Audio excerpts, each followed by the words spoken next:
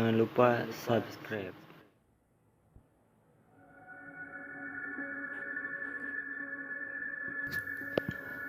Assalamualaikum warahmatullahi wabarakatuh.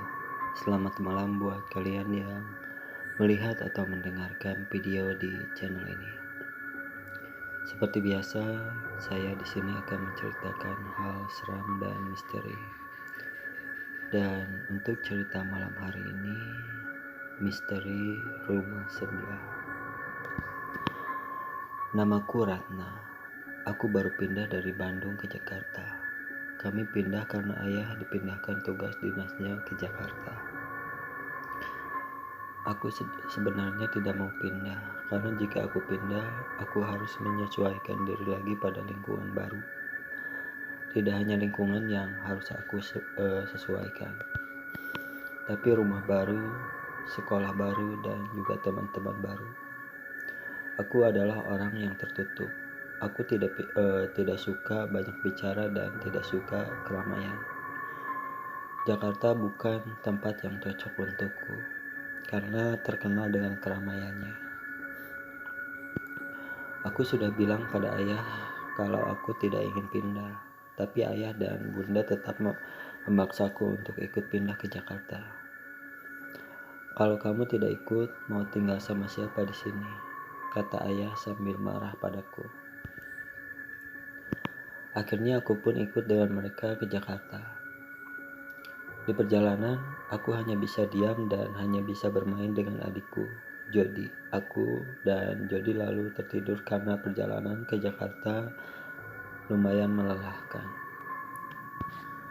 Singkat cerita, "Kak, bangun, sudah sampai," kata ibuku sambil membangunkanku dengan lembut. "Kak, bangun, sudah sampai," kata ibuku sambil membangunkanku dengan lembut. Aku terbangun dan langsung membangunkan Jody saat aku turun dari mobil. Ada yang menarik perhatianku. Hal yang pertama aku lihat bukanlah rumah yang akan aku tinggali selama di Jakarta, tapi malah rumah yang ada di sebelah rumahku. Rumah itu mempunyai suasana yang membuat bulu kunduku berdiri. "Bunda, rumah yang itu kosong ya?" tanyaku pada bunda sambil menarik bajunya.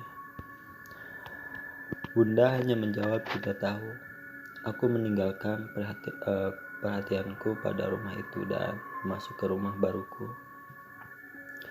Menurut rumah ini sangat berbeda dengan rumah yang dulu aku tinggali di Bandung. Rumah baruku ini lumayan besar dan sangat modern. Aku pikir rumahku yang di Jakarta akan lebih kecil dari yang di Bandung, namun ternyata tidak.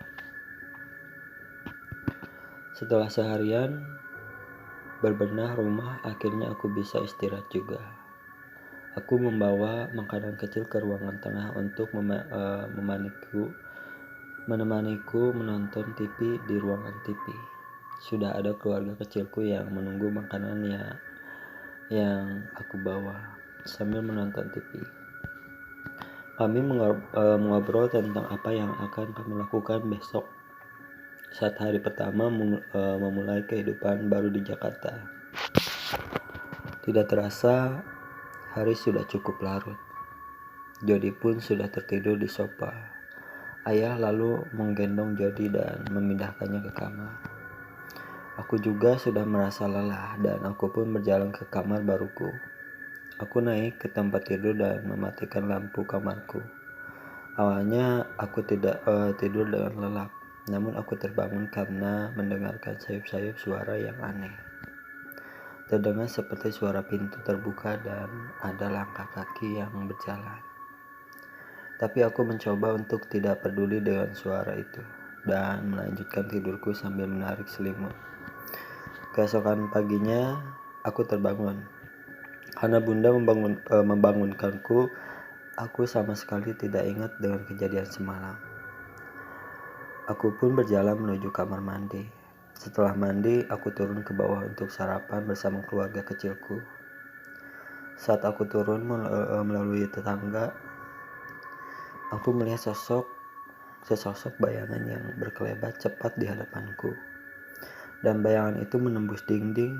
Itu membuatku diam sejenak dan berpikir,